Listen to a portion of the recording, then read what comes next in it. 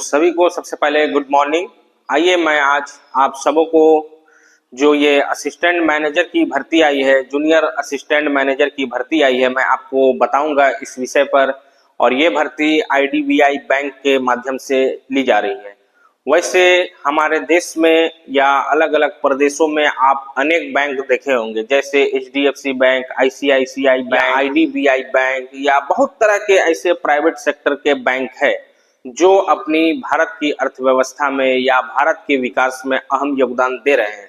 तो उसी प्रकार से ये जूनियर असिस्टेंट और असिस्टेंट मैनेजर, इस दो की अच्छी सी पोस्ट निकल के आई है। और इसमें कौन आवेदन कर सकता है, इसकी क्या क्वालिफिकेशन दी गई है, मैं आपको पूरी जानकारी दूंगा। और आवेदन आपको कब से करना है, क्योंकि इसकी जो आवेदन की तारीख है बहुत कम समय में आपको आवेदन करना है, इसलिए मैं आपको पूरी जानकारी दूंगा। और हमारे जितने भी न्यू व्यूअर इस वीडियो को देख रहे हैं, अपने दोस्तों में जरूर शेयर कीजिएगा और चैनल को सब्सक्राइब करना मत भूलिएगा। तो चलिए मैं देर ना करता हूं और आप लोगों को ये बोर्ड पर लिखी हुई जो मैं आपको बताने का प्रयास कर रहा हूं। तो सबसे पहले मैं आप सबों को बता दूं कि ये आईडीबीआई बैंक जूनियर असिस्टेंट 2026। कई लोग ये सवाल करते हैं कि ये आईडीबीआई बैंक या आईसीआई बैंक या बैंक ऑफ इंडिया या स्टेट बैंक ऑफ इंडिया या अन्य तरह की, भारत में हमारे बहुत सारे ऐसे प्राइवेट सेक्टर के बैंक है। तो लोगों का ये कहना रहता है कि ये जो बैंक प्रोफाइल जॉब है ये गवर्नमेंट की है या प्राइवेट सेक्टर की है। दोस्तों अगर देखा जाए तो है तो ये प्राइवेट, लेकिन बिना सरकार के निर्देशन के, बिना फाइनेंस विभाग के, बिना वित्तीय मंत्रालय के आदेश के। लेकिन किसी भी निर्णय को लेने से पहले वो सरकार की गाइडलाइन का पालन करती है और सरकार की देख रेख और सरकार की जो आदेश होती है, फाइनेंस विभाग के, वित्त विभाग की जो आदेश होती है उसका ये बैंक पालन करती है और उसी के निर्देशन पर सभी बैंकों का संचालन किया जाता है। तो इसीलिए आप लोग इसे प्राइवेट और गवर्नमेंट, इस दोनों के हिसाब से अगर देखा जाए तो ये अर्ध सरकारी के हिसाब से माना जाता है। तो चलिए खैर, आप लोग अगर इसमें आवेदन करते हैं तो आपको मैं बता दूं सबसे पहले कि इसकी एप्लीकेशन स्टार्ट डेट 8/3/2026 से इसकी शुरुआत हो चुकी है और इसकी जो लास्ट डेट है एप्लीकेशन की वो 19/3/2026 तक आप इसमें आवेदन कर सकते हैं। और एग्जाम फीस, इसमें एग्जाम फीस अलग अलग प्रकार से है। बैंकों में आप लोगों को पता ही है, अगर आप लोग आवेदन करते हैं तो जो भी फॉर्म निकलती है उसमें आपको 700, 750, 800 रुपए आवेदन शुल्क देना पड़ता है।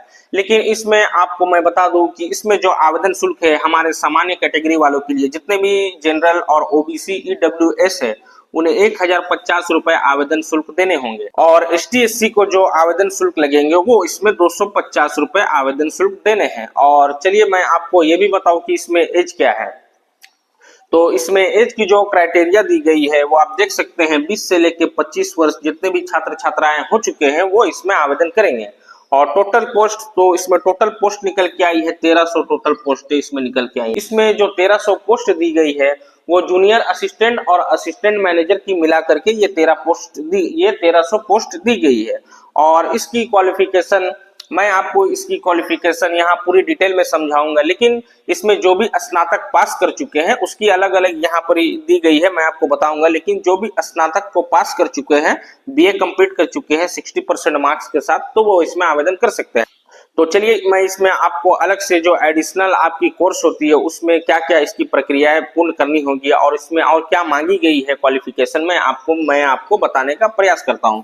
तो सबसे पहले जूनियर असिस्टेंट की अगर मैं बात करूं, जूनियर असिस्टेंट मैनेजर की अगर मैं बात करूं, तो इसकी जो पोस्ट निकल के आई है वो 1100 पोस्ट, ये जूनियर असिस्टेंट सबसे ज्यादा जो है जूनियर असिस्टेंट की पोस्ट निकल के आई है। तो इसके लिए आपकी जो योग्यता रहने वाली है, क्वालिफिकेशन रहने वाली है, वो bachelor degree in any stream, किसी भी सब्जेक्ट से अगर आप अपनी ग्रेजुएशन को पूरी कर चुके हैं, जैसे आर्ट्स, साइंस, कॉमर्स, एंथ्रोपोलॉजी या ज्योग्राफी, फिजिक्स, किसी भी स्ट्रीम में अगर आप अपनी बैचलर डिग्री को कंप्लीट कर चुके हैं, तो इसमें आपको सबसे पहले ओबीसी और ईडब्ल्यूएस को 60% marks, to the ST SC categories 55% marks in the graduation.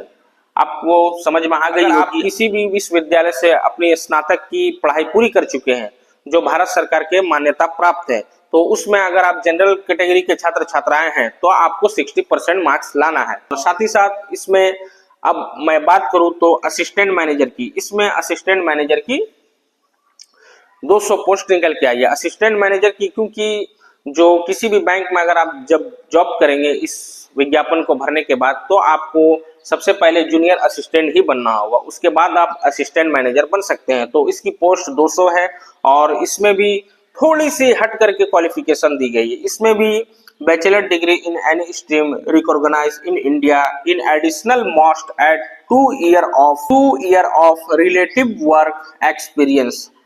आपको इसमें मैं बता दूं, ये जो दी गई है किसी भी स्ट्रीम में आपको, तो मैं ऊपर ही बता दिया। उसके बाद इसमें जो है मस्ट 2 ईयर, आप देख सकते हैं 2 साल अगर आप वर्क एक्सपीरियंस है तो आप इसके लिए आवेदन करेंगे। यानी कि असिस्टेंट मैनेजर के लिए 2 साल का एक्सपीरियंस भी मांगा जा रहा है। चलिए मैं आपको अब इसमें सिलेक्शन का प्रोसेस बता दूं। तो सिलेक्शन का प्रोसेस, सबसे पहले आपको ऑनलाइन एग्जाम देनी होगी और ऑनलाइन एग्जाम देने के बाद आपकी डीवी होगी, जिसे डॉक्यूमेंट वेरिफिकेशन कहा जाता है। उसके बाद आपका एक इंटरव्यू लिया जाएगा। ऐसा नहीं है कि यूपीएससी लेवल की आपकी इंटरव्यू होगी या जेपीएससी या अलग अलग स्टेट पीसीएस के माध्यम से इंटरव्यू होती है, उस प्रकार तो नहीं ली जाएगी। उससे थोड़ी सी नॉर्मल आपकी एक इंटरव्यू ली जाएगी, उसके बाद आपका सिलेक्शन चयन कर दिया जाएगा। तो ये जानकारी आप लोगों को कैसे लगी, आप लोग हमें जरूर कमेंट करके बताइएगा। और हाँ, इसकी जो योग्यता रखते हैं वो जरूर इसमें फॉर्म को अप्लाई करें, क्योंकि ये आईडीबीआई बैंक अपने आप में काफी एक अच्छी प्रोफाइल जॉब मानी जाती है। इसीलिए मैं आपको ये छोटी सी वीडियो के माध्यम से जानकारी देने का प्रयास किया। तो चलिए, समय बहुत कम है, आप लोग जल्द से जल्द इसमें आवेदन करें और मैं आप लोगों से मिलता हूं किसी अच्छी सी जानकारी के साथ। तब तक आप लोग अपना ख्याल रखिएगा। बहुत बहुत धन्यवाद एवं सभी को जोहार।